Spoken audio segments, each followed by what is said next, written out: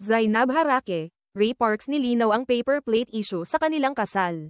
Usap-usapan ngayon sa social media ang umano'y napakalaking halaga na ginastos nina Zainab Harake at Bobby Ray Parks, Jr. para sa kanilang kasal na ginanap noong ika-1 ng Hunyo sa Marangyang Crystal Palace of Aquila sa Tagaytay City. Ayon sa ilang balita, pumalo raw umano sa 20 na milyong piso ang kabuuang gastos para sa seremonyang ito na dinaluhan ng mga kilalang personalidad. Isa pa sa naging sentro ng usapan ay ang wedding cake ng mag-asawa, na sinasabing umabot sa halagang 2 na milyong piso. Dahil dito, lalong tumibay ang haka-haka ng publiko na sobra-sobra ang kanilang naging budget para sa kanilang pag-iisang dibdib. Gayunpaman, imbes na humanga ang ilan sa engranding kasalan, may ilang netizens na nagtaka kung bakit paper plates ang ginamit ng mga bisita sa ilang bahagi ng programa. Ayon sa kanila, kung milyon-milyon ang inubos sa kasal, bakit tila tinipid sa mga gamit gaya ng plato?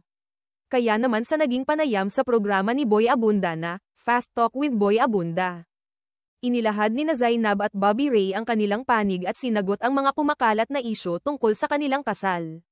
Ayon kay Zainab, hindi naman ginamit sa mismong reception ang mga paper plate na kinukwestiyon ng publiko. Paliwanag niya, kaya may paper plate, dahil sa cocktail area. May pika-pika kasi after the ceremony.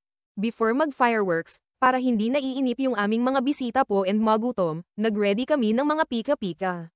So that's a pika-pika. Hindi siya yung sa reception. Dagdag pa niya, tila lahat na lang ay pinapuna sa kanilang kasal. Lahat na lang pinapansin. Minsan nakakapagod din, aniya. Sa usapin naman ng sinasabing 20 na milyong piso na ginastos sa buong kasal. Agad itong pinabulaanan ng sikat na vlogger. Ako talaga nag-comment ako, OA kasi masyado nilang pinapalaki, paglilinaw ni Zainab. Maging ang usap-usapang 2 na milyong piso halaga ng kanilang wedding cake ay itinanggi rin niya. Even the cake, naging 2 million pesos na hindi naman po talaga. And hindi po umabot ng 20 million pesos yung wedding namin, dagdag pa niya.